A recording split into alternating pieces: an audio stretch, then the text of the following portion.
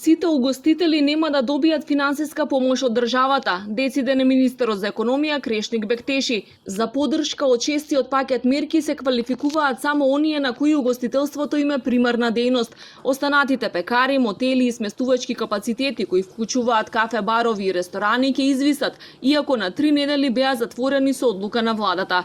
Бектеши вели дека штом имале друга дејност, не биле толку загрозени и дека за нив и претходно било предвидена помош. Сепак вели нивното барање ќе било разгледано и надлежните ќе одлучувале дали ќе има измени на јавниот повик. Ако на пример една компанија што произведува леп и производи од брашно има над 150 подружници кои како втора дејност може да има и угостителството, дали тоа би требало да бидат поддржани, имајќи во предвид дека повеќето од тие компании и работеле со профит во 2020 година. Значи, ако главна дејност не има угостителство, нема да може да земат пари.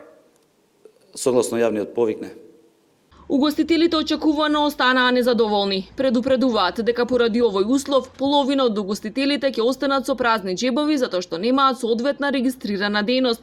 Лути се бидејќи беше најавено дека сите угостителски објекти што беа затворени ќе добијат пари, а тоа не се случи. Кога носе одлуката од 5 април не беа затворени угостителски објекти со приоритетни шифри тие и тие.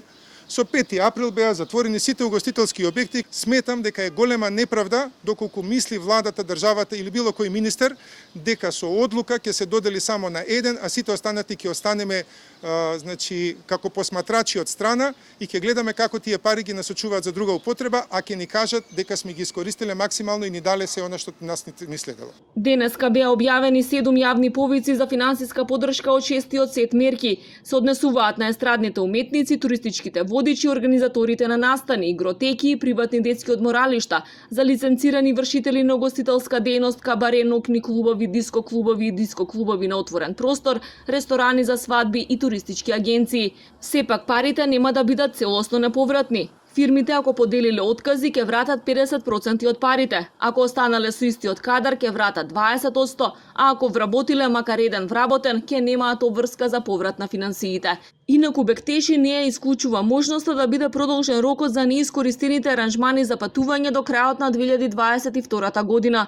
Вели 90% од аранжманите се однесувале на Грција, па ако не се искористеле ќе направеле напори рокот да се продолжи.